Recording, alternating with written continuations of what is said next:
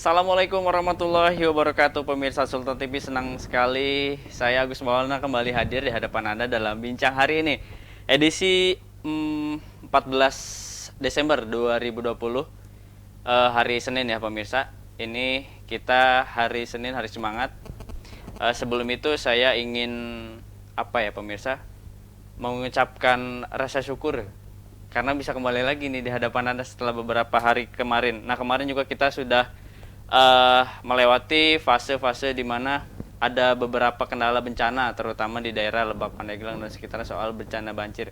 Nah pemirsa, untuk itu kita harus selalu waspada. Kita masih memasuki musim penghujan pemirsa, selalu waspada, jangan, dan paling utama jangan buang sampah sembarangan. Itu cepat sekali menghambat saluran air atau irigasi dan lainnya. Nah pemirsa, hari ini kita akan berbicara soal demografi. Apa itu demografi dan apa itu untungnya bagi Indonesia dan Banten khususnya, karena digadang-gadang katanya Indonesia ini bonus akan memasuki bonus demografi, dan konon katanya akan memasuki itu tuh sebuah keuntungan bagi perekonomian Indonesia. Apakah betul demikian? Nah, sudah hadir bersama saya Ibu Rini Handayani sebagai aktivis sebagai akademisi. Ya. Akademisi sekaligus apa Bu? Ketua IPADI, Ikatan Praktisi dan Ahli Demografi Indonesia. Nah, Ikatan Praktisi dan Demografi Indonesia, berarti sangat paham betul soal bagaimana demografi dan lainnya.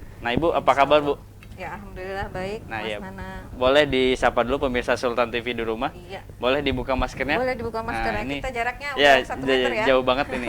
Udah jauh ya. Nah, silakan. Ya. Assalamualaikum warahmatullahi wabarakatuh. Alhamdulillah saya berkesempatan bisa sharing ya di sini ya bersama sekalian, rekan-rekan sekalian di Sultan TV.co ya. Oke. Jadi hari ini katanya kita akan membahas tentang apa itu bonus demografi ya. Nah, bonus demografi. Karena betul. Beda antara demografi dengan bonus demografi. Nah, Oke. Nah, ini kan tidak semua mengetahui, Bu. Yang diketahui masyarakat, bonus demografi itu adalah ledakan penduduk, dan katanya itu sebuah keuntungan untuk perekonomian. Apakah demikian? Monggo Bu dijelaskan kepada pemirsa, apa itu bonus demografi? Iya. Jadi sebenarnya lebih baik terlambat daripada tidak. Indonesia secara umum itu 2010, 10 tahun yang lalu berarti ya, itu sudah masuk fase ya bonus demografi. Jadi bonus demografi itu apa? Kalau bonus kan identik dengan hal yang positif ya keuntungan. Bonus demografi itu keadaan atau fase di dalam satu wilayah ya, di mana penduduk usia produktifnya itu dominan atau lebih besar dari penduduk usia non produktif. Makanya disebut bonus. Kenapa? Karena memang kita diuntungkan dengan keadaan ini sebenarnya hasil dari perubahan struktur penduduk ya. Diuntungkan dengan keadaan di mana penduduk usia produktif kita itu lebih banyak dibanding penduduk usia non produktif. Kalau penduduk usia produktif lebih banyak, itu kan logikanya gitu ya. Logikanya itu kan produktivitasnya tinggi. Nah, produktivitasnya tinggi itu logikanya juga akan memacu pertumbuhan ekonomi. Intinya seperti itu. Berarti usia produktif itu kisaran dari 15 sampai 64. Nah, ini ada informasi juga mengenai bagaimana memang bonus itu dikatakan bonus kan positif katanya. Berarti bonus demografi adalah kecenderungan lebih banyak usia produktif. Artinya kegiatan ekonomi sangat terdukung oleh kehadiran para orang ini yang usia produktif kisaran 15 sampai 64 tahun. Pertanyaannya adalah, apakah dari 2010 ini si usia produktif ini angka kelahirannya juga terhenti atau memang saat ini bisa akan lebih banyak lagi? Ya, siap. Jadi bonus demografi itu kan sebenarnya terbentuk atau tercipta dari keadaan kependudukan kita yang lampau, sekitar misalnya 10 tahun yang lalu gitu ya. Kenapa penduduk usia produktif kita lebih besar? Itu berarti secara demografi ada perubahan, yaitu ada penurunan fertilitas atau kelahiran. Nah, jadi misalnya 10 tahun yang lalu fertilitas kita menurun nih. Nah, si fertilitas menurun, otomatis kalau piramida penduduk kan berarti dasarnya dia agak mengecil gitu ya. Nah itu akan berpengaruh terhadap pertumbuhan struktur penduduk selanjutnya. Gitu. Intinya seperti itu. Kemudian selain fertilitas menurun juga angka harapan hidup kita membaik. Iya, lebih panjang. Ya, lebih bagus. Kemudian juga ada perbaikan sistem pendidikan. Kemudian juga ada partisipasi perempuan yang meningkat. Nah, itu beberapa faktor yang mempengaruhi terjadinya bonus demografi. Kemudian juga ada peningkatan kesehatan maternal ya. Jadi angka kematian ibu yang menurun, angka kematian bayi yang juga menurun. Nah, itu sebenarnya yang mempengaruhi terjadinya bonus demografi. Nah, ini kata Ibu berarti Indonesia sudah dari tahun 2010 memasuki bonus demografi. Artinya jauh sebelum 2010 pengaruhnya terlaksana di sekitaran awal tahun 2000. Nah, ini yang menyebabkan fertilisasi menurun. Program apa kira-kira yang dari pemerintah atau memang kondisi masyarakat yang saat itu sedang berubah-berubahnya gitu? Ya. Kalau sensus pertama tuh TFR Indonesia itu secara umum di kisaran 6, sekian. Artinya rata-rata seorang ibu punya anak 6 sampai 7. Kemudian kan tahun 80-an kan program KB kita berhasil ya. Bahkan kita sempat menjadi pilot project dari beberapa negara lainnya untuk mengikuti program KB. Nah, ada juga kultur juga yang sudah mulai berubah. Kalau zaman dulu kan mungkin seangkatannya Mas Nana, ibunya itu pasti merupakan anak ketiga dari ke-8 atau sebagainya. Jadi keluarga besar gitu ya. Tapi kan seiring zaman kan mulai sekarang kan jarang ya keluarga yang punya anak lebih dari 4. Jadi gini, kemarin kita penelitian di daerah Pandeglang. Pandeglang itu kalau di Provinsi Banten TFR-nya paling tinggi. Jadi kalau di Provinsi Banten ada gap ya untuk TFR. Banten Selatan itu memang dominan, dia TFR-nya masih di atas 3,8 ya untuk hasil SDKI terakhir. Artinya rata-rata seorang ibu punya anak 3 sampai 4. Tapi kalau di Banten Utara ya, yaitu di Tangsel misalnya, TFR-nya udah rendah. Dia 1,7. Artinya seorang ibu punya anak 1 sampai 2, bahkan cenderung 1 gitu. Intinya kan seperti itu. Kalau di rata-rata TFR Banten jatuhnya di 2,3 misalnya seperti itu. Artinya apa? Nah, artinya TFR juga berpengaruh ya terhadap bonus demografi tadi. Untuk Provinsi Banten 2010 itu maksudnya gini loh, untuk Indonesia itu secara perhitungan dependensi rasio. Oh iya. Jadi bonus demografi itu banyak faktor yang mempengaruhinya. Makanya tadi Mas Nana bilang ini bisa jadi bonus apa malah jadi bencana. Iya. Jadi bonus kalau kan syarat pertamanya udah terpenuhi, dependensi rasionya sudah di bawah 50. Artinya 100 penduduk usia produktif menanggung kurang dari 50 ya, kalau itu syarat pertamanya. Tapi kan ada syarat lainnya. Syarat lainnya apa? Penduduk usia produktifnya harus berkualitas kan. Wah, iya, intinya iya. Kan gitu ya. Artinya jangan sampai kita kelebihan penduduk usia produktif tapi malah banyak pengangguran. Nah kan intinya gitu. Intinya gitu. Jadi yang dibilang bisa memanfaatkan bonus itu adalah jika penduduk usia produktif yang berlebih tadi itu berproduktivitas tinggi, artinya berkualitas. Iya. Jadi sesuai dengan judulnya, kalau usia produktif ya Ambo harus banyak kegiatan yang menghasilkan ya, artinya atau produktif gitu ya. Produktivitas. Jadi kurangi kaum rebahan ya Bu ya. Nah, ini generasi saya kalau rebahannya menghasilkan ya. Iya benar. Jadi sambil ini gitu ya. Rebahan sekarang juga banyak yang menghasilkan. Nah, ini saya juga ingin menanyakan bahwa tadi sempat dibahas juga. Ini sebuah peluang atau malah jadi ini si malakama nggak sih kalau dilihat? Nah, ini bagaimana saat ini kondisi terutama di Banten tadi, Pandeglang salah satu contohnya. Program mungkin sudah ada Bu dari IPADI ini kolaborasi dengan pemerintah. Nah, bagaimana kesiapan dari pemerintah terutama Banten deh untuk menyikapi bonus demografi ini? Ya. Jadi kabar baik apa kabar buruk saya bilangnya. Kabar baiknya mungkin gini, beberapa negara berkembang kondisinya kurang lebih sama kita. Jadi secara demografis dia penduduknya berada pada usia produktif yang banyak. Oh, artinya bukan Indonesia saja? Bukan. Oh, Jadi iya, ini dunia ya, bonus demografi ini global. Mm-mm. Beberapa negara yang sudah bisa memanfaatkan bonus demografi diantaranya ada Korea Selatan, ada Jepang, ada Singapura. Nah itu kita bisa contoh gitu ya kalau mau bagaimana sih berhasilnya memanfaatkan bonus demografi. Jadi intinya adalah untuk kondisi di Banten pun beragam. Untuk Banten bagian selatan yaitu Kabupaten Pandeglang dan Lebak itu kalau secara dependensi rasio belum masuk syarat bonus demografi. Oh. Dependensi rasionya Baru ledakan penduduk saja kali ya? ledakan penduduknya sudah gitu ya. Sudah. Ya, tapi belum terjadi penurunan fertilitas yang cukup signifikan sehingga kalau dihitung dependensi rasionya belum masuk syarat untuk bonus demografi. Oke.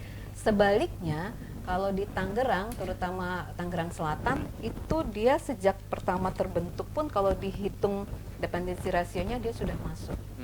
Untuk data terbaru, Provinsi Banten secara keseluruhan dependensi rasionya sekitar 45,8 kalau dibulatkan jadi 46. Itu sudah masuk syarat bonus demografi. Dan kalau Tangsel itu bahkan lebih kecil lagi. Jadi syarat bonus demografi itu dependensi rasionya harus lebih kecil. Semakin Jangan kecil, lebih tinggi. semakin bagus. Karena menanggungnya nanti lebih kecil. Itu kan yang kecil kan usia non produktif.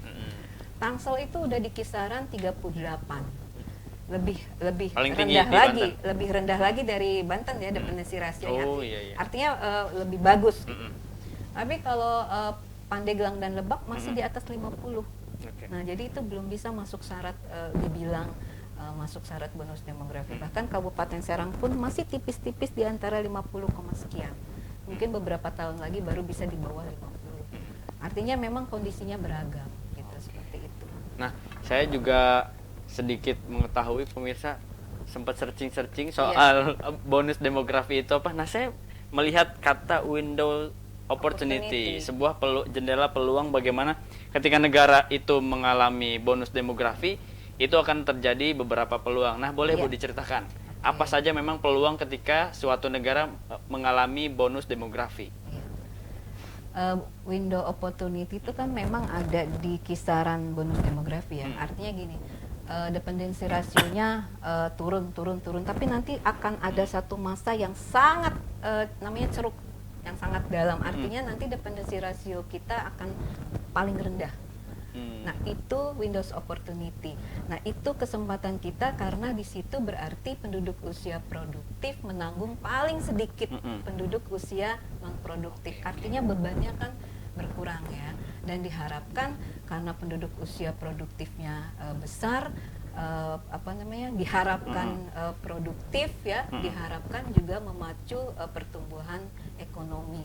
Jadi diharapkan perempuannya juga berpartisipasi secara aktif sehingga diharapkan juga mereka secara ekonomi menguntungkan, bisa punya tabungan untuk keluarganya gitu ya dan sebagainya. Jadi itu keuntungan-keuntungan intinya adalah bonus demografi itu harusnya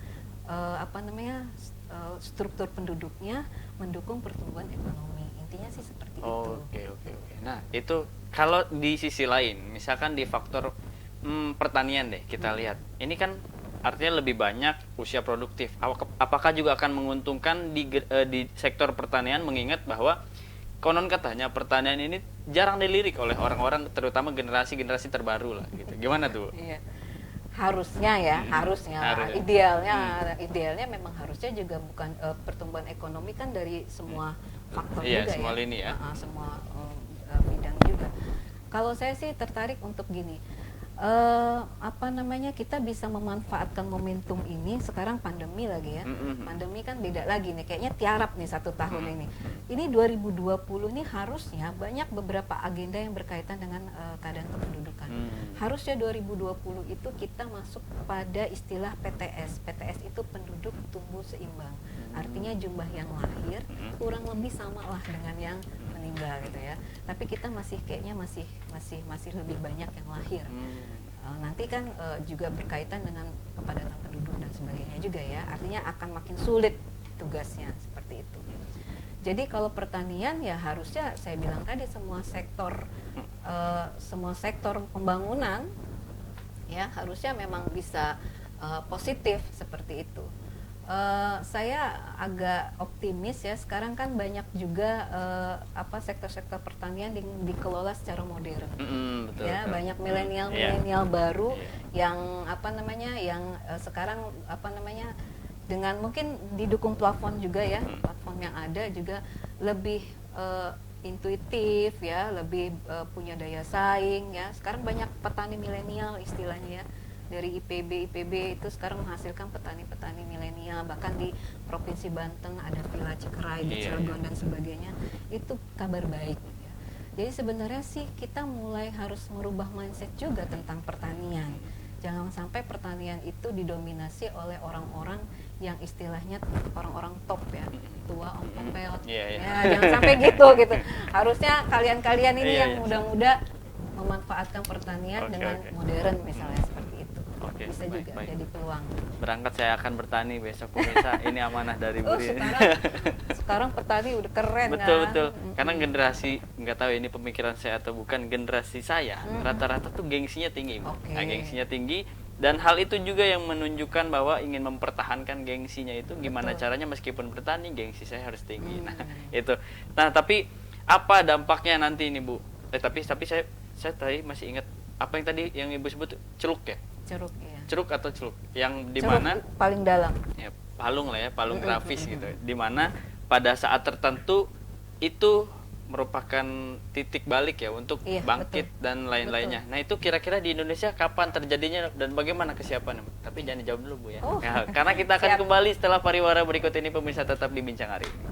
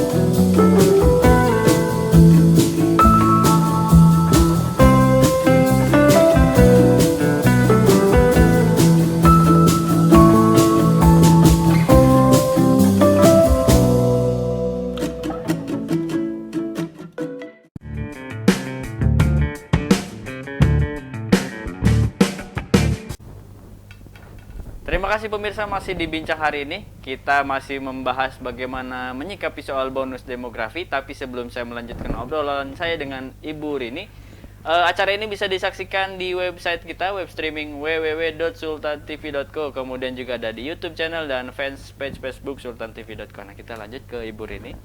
Nah, Ibu, tadi saya sempat membahas bagaimana culuk itu kapan sih terjadinya.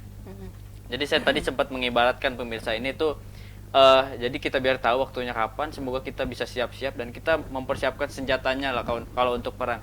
Karena sekarang tuh perangnya udah perang dagang ya Bu ya, perang ekonomi dan lain-lain. Nah itu kira-kira kapan Bu, dan apa yang harus kita siapkan? Ya. Kalau dari Bappenas itu proyeksinya di Indonesia memang ceruknya itu 2020 sampai 2040. Jadi kita masuk nih 2021. Udah masuk nih ya. Ya, tapi itu Indonesia ya. Tapi tiap wilayah itu berbeda. Jadi ada pembagian transisi demografi, ada yang masuk transisi demografi awal gitu ya, kemudian pertengahan dan akhir. Jakarta berbarengan dengan Jogja, kemudian dengan Bali dan Sumatera Utara, dia malah sudah harus bergegas untuk menyambut bonus demografi kedua. Nanti kita akan bahas lebih lanjut, ada namanya aging population. Ya, artinya lagi. Apa? Ini baru lagi. Saya baru tahu bonus demografi, nah udah kedua ternyata ya.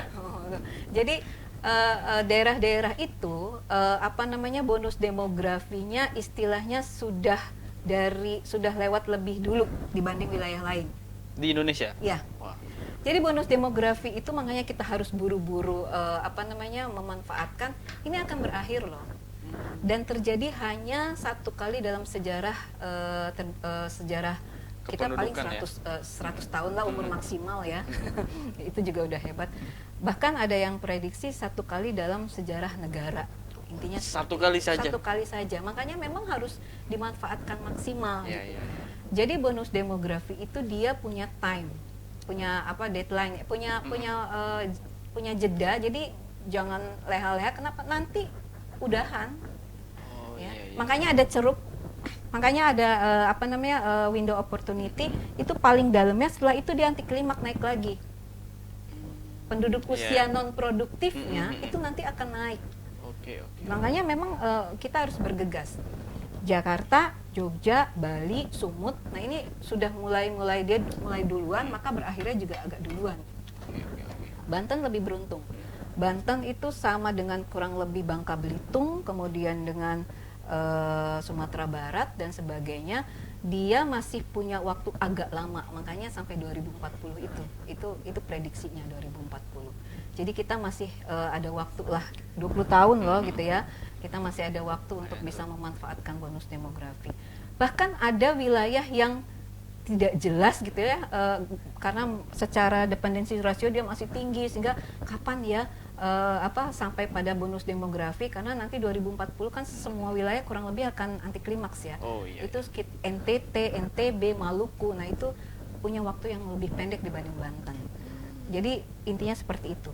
Bahkan kabupaten kota di Provinsi Banten pun punya waktu yang berbeda-beda. Makanya sekarang nih Tangerang Raya kan sudah masuk dari 2010 ya, perhitungan dependensi rasionya dia sudah masuk. Nah ini dia jangan juga berleha-leha karena waktunya nanti akan habis. Ini buat orang-orang Tangerang. Begitupun untuk Banten Selatan. Jangan juga pesimis. Kenapa? Saya orang Lebak nih Bu, gimana kondisi Lebak Bu? Putra Lebak ya. Jadi Banten Selatan itu secara perhitungan dependensi rasionya belum masuk. Tapi kemungkinan 5 tahun lagi nanti masuk, artinya berarti punya banyak waktu untuk mempersiapkan. Saya jadi bisa ada bahan dulu pemirsa. Oh bisa. Artinya gini, kalau waktu persiapan kan berarti orang-orang yang nanti jadi aktor bonus demografi itu kan berarti kalian gitu ya, umur 20-an. Nanti kan 10 tahun lagi kalian 30 tahun ya, berarti lagi produktifnya. Adik-adik kalian gitu ya yang di SMP, bahkan balita, bahkan yang dikandung ibu sekarang, nah ini aktor utamanya, karena 20 tahun lagi dia produktif. Nah ini berarti berbicara persaingan yang sangat ketat ya Bu, melebihi aturan negara ketatnya pemirsa. Nah ini yang saya ingin tanyakan, bagaimana faktor penentu dari pendidikan, kesiapsiagaan pendidikan yang dibangun dari saat ini. Ibu juga sebagai akademisi, bagaimana kesiapan untuk minimal menerapkan nilai-nilai kesiapan bonus demografi ini kepada mahasiswanya, bagaimana Bu? Oke. Dari sudut pandang pendidikan gitu ya, untuk bonus demografi. Jadi jangan dilupakan juga yang apa namanya, yang maksimal itu nanti pendidikannya yang mengikuti daur hidup. Daur hidup itu apa? Daur hidup itu saya bilang tadi dimulai dari sejak anak dalam kandungan, dia harus berkualitas tuh. Ibunya harus dipastikan punya gizi baik, sehingga nanti kalau melahirkan anak yang juga bergizi baik, nggak stunting dan sebagainya gitu kan. Kemudian setelah dia balita, dia juga punya pendidikan usia dini yang juga baik, selain pola asuh ya. Jadi memang keluarga juga penting nih. Kemudian nanti SMP dia harus melanjutkan. Jadi dipastikan pemerintah daerah punya wajib belajar minimal misalnya 12 tahun. Oh, 12 tahun. Minimal itu ya, minimal 12 tahun. SMP ya. Nah, kemudian SMA-nya juga harus sekarang yang menjadi perhatian kan agak sedihnya tingkat pengangguran kita malah didominasi penduduk usia produktif. Bahkan ada penelitian yang menyebutkan bahwa katanya malah lulusan apa namanya SMK ya yang mendominasi pengangguran. Nah, ini juga harus jadi perhatian pemerintah juga. Kemudian juga pendidikan tinggi ini juga penting. Data terakhir BPS pada masa pandemi COVID ini apa namanya 1 dari 6 apa namanya penduduk usia produktif pendidikan tinggi itu menganggur. 1 dari 6. Iya, di Indonesia ya. Jadi persentasenya kan tinggi banget tuh kayak gitu ya. Jadi yang sedihnya apa namanya pendidikannya tinggi, minimal SMA sampai dengan perguruan tinggi. Nah, ini juga kan harus jadi perhatian bagi semuanya. Iya nih. Pemirsa ini, wah iya bener sih generasi saya banget ini pemirsa harus dididik. Nah ini Bu, kalau soal usia produktif kan ini menyangkut dengan dunia kerja nih. Nah sekarang era digital dunia kerja tuh harus dinamis. Betul. Sekarang kata Ibu tadi rebahan aja bisa dapat duit di kamar. Jadi orang tuh nganggap sekarang meskipun tiduran di kamar belum tentu dia pengangguran. Betul. Nah ini bagaimana Bu kesiapan ke depan? Kan harus dinamis nih usia-usia produktif. Bagaimana tantangan ke depan? Tantangannya kalau menurut saya berat. Kenapa? Kayak pandemi ini kan semuanya begitu cepat berubah sedunia ya, nggak cuma tingkat RT gitu ya, tingkat kecamatan. Tapi ada juga keuntungannya. Jadi sebenarnya memang ahli-ahli 5 tahun, 10-an tahun yang lalu bahkan sudah prediksi ada era disruption ya, ada era perubahan. Bagaimana apa namanya semua sektor terutama yang berkaitan dengan online gitu ya, itu akan jadi istilahnya lebih apa namanya lebih tinggi dibanding yang tahun-tahun yang sebelumnya gitu, seperti itu. Jadi memang yang pasti adalah penyiapan skill ya, baik life skill maupun soft skill yang ramah atau melek internet gitu ya, melek apa namanya melek digital dan sebagainya. Sekarang kan sudah mulai ke situ gitu. Artinya memang kita harus berani berubah ya, berani mengikuti apa yang diminati, apa yang dibutuhkan gitu ya, seperti itu. Jangan apa, saya melihat positifnya gini loh. Guru-guru sekarang kan dituntut untuk baik guru maupun dosen ya, untuk bisa lebih kreatif, bikin konten dan sebagainya. Pandemi ini sebenarnya apa namanya jadi momentum untuk itu gitu. Mungkin termasuk saya ya. Waktu dulu misalnya mengupdate RPS gitu ya, untuk pembelajaran itu agak lama gitu ya. Tapi sekarang kan ngelihat persaingannya begitu ketat gitu ya. Malu saya kalau bahan ajarnya gitu-gitu aja gitu ya. Masa kalah sama mahasiswa kan sekarang bisa lebih hebat gitu ya untuk menemukan. Lebih cerewet juga sekarang. Karena kan terbuka gitu ya informasinya seperti itu. Artinya apa? Artinya kita dituntut untuk punya daya saing yang lebih tinggi. Sekarang saya lihat guru-guru SD itu sudah hebat bikin konten pembelajaran. Walaupun mungkin terpaksa karena pandemi gitu ya. Jadi ada hikmahnya gitu. Tapi yang pasti adalah ya peningkatan kapasitas terus gitu, di-upgrade gitu, intinya seperti itu. Usia produktif juga berkaitan dengan generasi ini dari usia 15 tahun sampai 64 ya Bu. Kira-kira nanti di puncaknya ini apakah satu generasi atau kumpulan beda generasi, Bu? Mengingat biasanya tiap generasi berbeda cara menyikapinya atau punya cara hidupnya masing-masing lah kalau generasi itu. Misalkan generasi baby boomers dengan milenial kan beda. Ini bagaimana, Bu? Apakah satu generasi atau memang beda gitu tuh di bonus demografi nanti? Kalau bonus demografi ya tidak bisa dikotak-kotakan gitu ya, nggak bisa misalnya 15 sampai 20 tahun, enggak. Jadi memang usia produktif saja batasannya. Ya usia produktif ya 15 sampai 64 tahun. Berarti masing-masing dengan latar belakangnya yang berbeda-beda itu gitu. Intinya seperti itu. Bahkan untuk bonus demografi kedua, saya bilang tadi Jakarta misalnya. Jakarta itu sudah harus bersiap untuk namanya aging population. Aging population itu apa? Orang-orang yang produktif sekarang 10-20 tahun lagi kan jadi lansia. Iya. Ya kan? Yang sekarang 40 tahun nanti 10-20 tahun lagi jadi lansia kan. Nah, bonus demografi kedua adalah bagaimana mereka atau lansia itu tetap produktif. Intinya seperti itu. Artinya berarti kan tidak dibatasi. Kalau usia produktif harus produktif gitu ya. Maaf, kalau lansia harus produktif, apalagi penduduk usia produktif. Intinya kan seperti itu.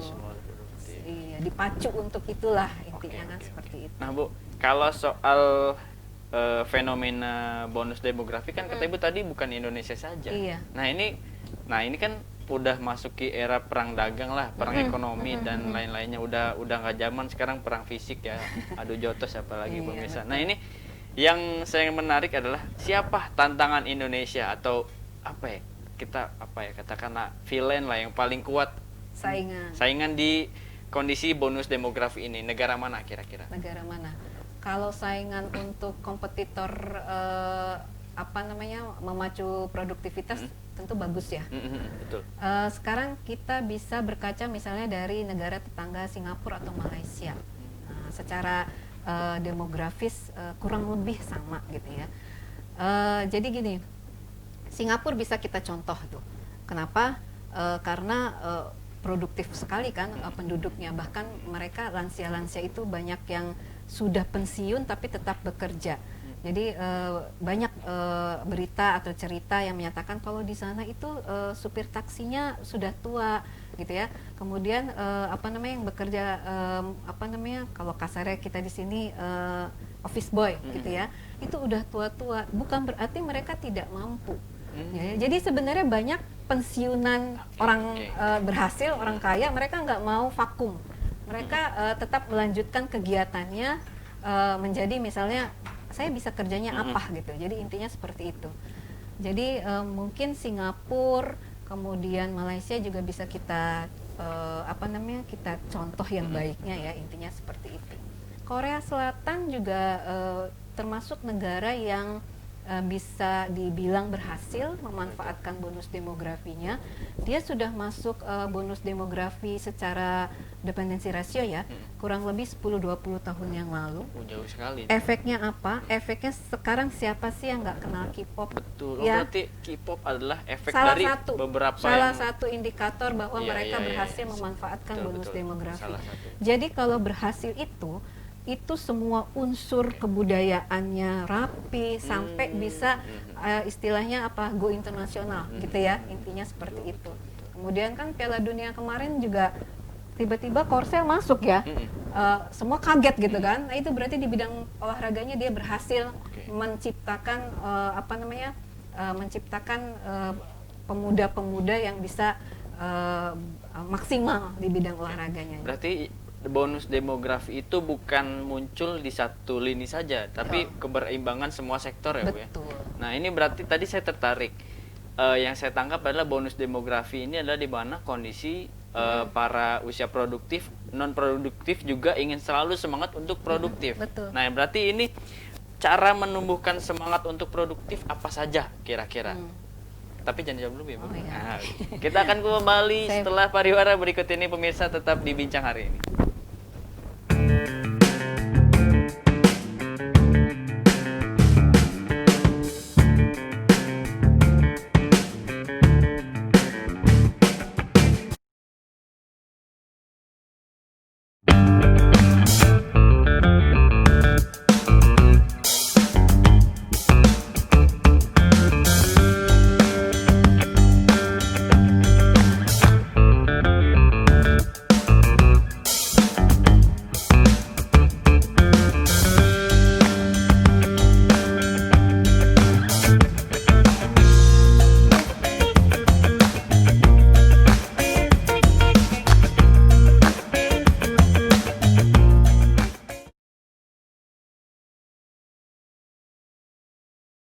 Terima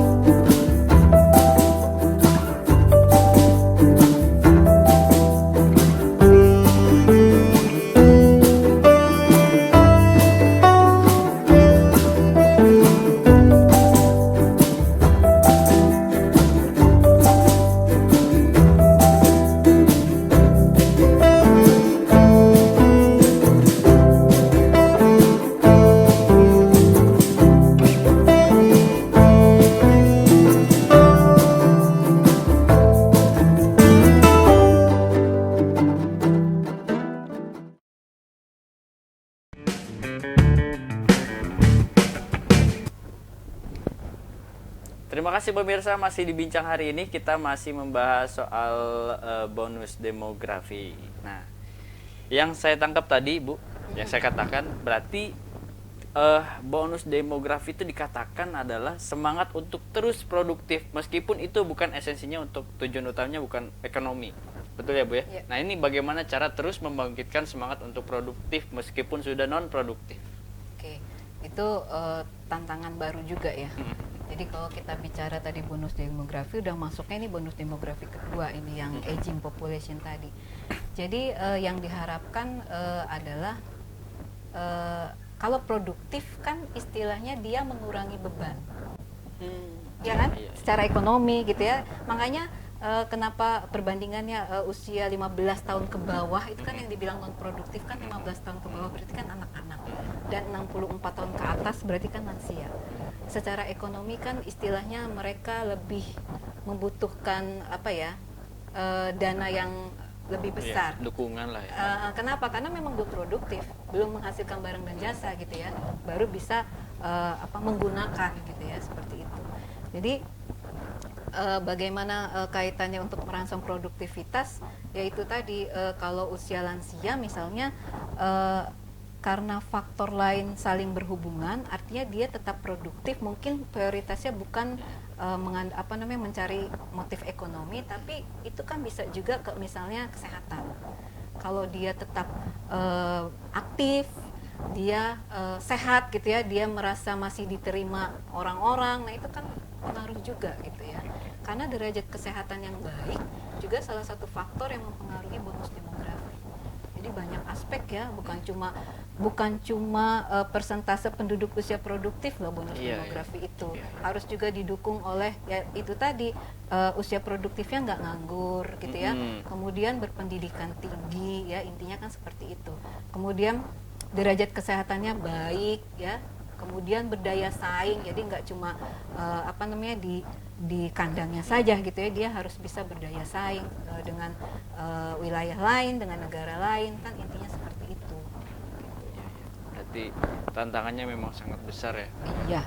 Untuk mensukseskan bonus demografi ini atau memanfaatkan. Nah, ini tadi Jakarta sudah mau persiapan kedua lah istilahnya. Apa tuh Bu? Aging population itu persiapan. Nah, ini saya kalau ngomong-ngomong Jakarta kan, Jakarta kota metropolitan Bu. Iya. Bukan warga asli Jakarta juga kebanyakan. Itu gimana Iya. Bu? Emang tidak berpengaruh terhadap kesuksesan bonus demografi? Nah, ini menarik nih, tadi sempat disinggung sedikit juga.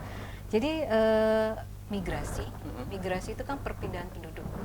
bahkan mobilitas penduduk, mobilitas itu cuma bergerak ya, dia tidak berpindah. Itu menjadi salah satu isu strategis yang mempengaruhi bonus demografi. Jadi gini, satu wilayah yang ditinggalkan penduduk usia produktifnya gitu ya, untuk menuju wilayah yang lebih menguntungkan secara ekonomi. Ya, misalnya gini, orang-orang benar yang tadi dibilang bahwa sebagian besar penduduk Jakarta itu kan pendatang. Tangsel juga gitu, ya, Tangsel juga gitu. Jadi kenapa dia ke Jakarta? Yang pasti kan dilihat menguntungkan secara ekonomis, ya, selain sebagai pusat pendidikan, pusat kebudayaan, pusat ekonomi dan sebagainya. Saya kalau nyari kerja di sana pasti bisa gitu kan, intinya kan seperti itu. Jadi dia pergi ke Jakarta, oke, Jakartanya dia berhasil gitu ya, tapi wilayah yang ditinggalinya kan itu jadi kekurangan penduduk usia produktif, ya. Belum lagi berkaitan dengan kepadatan penduduk. Indonesia ini kan permasalahannya distribusi penduduknya nggak rata, ya. Jadi semua numpluk di Pulau Jawa, sebagian besar numpluk di Jakarta. Gitu. Itulah yang mempengaruhi bahwa kepadatan. Kenapa padat ya? Karena ya tadi itu dipandang menguntungkan secara ekonomi gitu ya. Dia numpuk ke situ. Nah, itu pengaruh juga ke bonus demografi. Karena memang biasanya bonus demografi itu lebih duluan terjadi di wilayah yang penduduknya padat. Nanti kan akan makin jomplang wilayah yang ditinggalkan penduduknya, seperti jadi tadi saya bilang. Sentralisasi ya, Jakarta sangat tinggi gitu ya. Seperti yang saya tadi bilang, NTT, NTB nggak jelas itu kan, karena mereka istilahnya lebih banyak ditinggalkan penduduknya gitu ya, dan sebagainya. Bahkan kalau melihat contoh kasus di Provinsi Banten kan ada perbedaan utara dan selatan. Kalau lihat kepadatan penduduknya kan jauh sekali itu bedanya. Lebak itu negaranya Mas Nana ini, kepadatan penduduknya data terakhir itu cuma 380 jiwa per kilometer persegi. Wow. Tapi kalau kota Tangerang paling padat itu 14.400 sekian. Jomplang sekali kan? Kalau di Kota Tangerang 1 kilometer persegi dihuni 14.000 orang, kalau di Lebak cuma 380 orang. Kalau luas, lebih luas Lebak ya? Iya, dia nggak padat karena wilayahnya luas, gitu kan. Kalau Kota Tangerang wilayahnya kecil, penduduknya banyak sehingga padat. Nah, itu kan pengaruh ke bonus demografi juga, intinya kan seperti itu. Tapi kenapa dapur saya masih sempit ya? Padahal wilayah luas ya. Kirain kalau mau ke kamar mandi 2 jam gitu kan, saking luasnya. Pakai Google Maps, ternyata kamar mandi tetangga, Bu. Oh iya. Nah, ini terakhir, Bu, ini sudah kita memasuki segmen terakhir. Closing statement ataupun harapan dari bonus demografi ini, bagaimana kita menyikapinya supaya kita untung gitu, nggak buntung lah. Yang pertama, kita harus bergegas. Kenapa? Karena bonus demografi itu tidak selamanya kita bisa nikmati, nanti ada anti klimaksnya. Jadi ada batasan waktunya. Jadi yang pertama bergegas. Pemerintah daerah harus bersinergi, ya, yang pasti dengan akademisi, dengan swasta, gitu ya, dengan organisasi masyarakat, ya, dan sebagainya. Itu nomor 1. Kemudian yang kedua, bonus demografi itu bisa maksimal, ya, bisa dibilang bonus kalau diiringi dengan sumber daya manusia yang berkualitas. Maka kita harus fokus bagaimana membangun SDM yang berkualitas itu. Sebenarnya untuk memetik bonus demografi ada 2 tahap, jangka pendek, jangka panjang. Jadi kalau dijelaskan ini bisa 1 semester lagi ya. Tapi intinya adalah kita masih punya peluang. Kita masih ada waktu. Ayo bergegas sekarang bagaimana bonus demografi bisa dimanfaatkan secara maksimal. Mantap, luar biasa pemirsa. Terima kasih Bu Rini sudah hadir ke Sultan TV. Saya jadi dapat mata kuliah soal kependudukan bonus demografi. Ini ini ilmu baru buat saya pemirsa. Mungkin untuk pemirsa juga yang belum mengetahui apa itu bonus demografi. Nah, ini tentu harus disikapi dengan dewasa dan jangan panik ya, Bu ya. Tetap kita harus santai, tapi terus meningkatkan daya produktif kita. Apa yang bisa kita lakukan hari ini, kita lakukan saat itu juga, jangan ditunda-tunda. Dan satu lagi pemirsa, meskipun rebahan, kalau memang menguntungkan nggak apa-apa, lakuin saja. Rebahan tapi produktif ya. Iya, rebahan produktif. Biasa kalau rebahan produktif kan depan gadget atau PC lah minimal dan lain-lain. Itu cara survive tiap generasi memang beda pemirsa. Oleh karena itu saya ingin mengingatkan ya kita harus tetap semangat untuk terus menjaga stabilisasi terutama di bidang produktivitas ini. Jangan pandang usia karena usia hanya sekedar angka pemirsa. Betul. Ya. Terima kasih Bu. Sama-sama. Gini aja kita Iya, biar sip. semoga kita bisa bertemu lagi Iya, di lain insya waktu Allah. membahas soal bonus demografi juga atau hal-hal lainnya yang berkaitan dengan kependudukan pemirsa. Terima kasih pemirsa sudah 1 jam bersama saya Agus Maulana di Bincang hari ini. Mohon maaf apabila ada kata-kata yang salah. Saya dan kru kerabat yang bertugas mohon maaf apabila ada kesalahan. Undur diri juga. Assalamualaikum warahmatullahi wabarakatuh. Waalaikumsalam warahmatullahi wabarakatuh.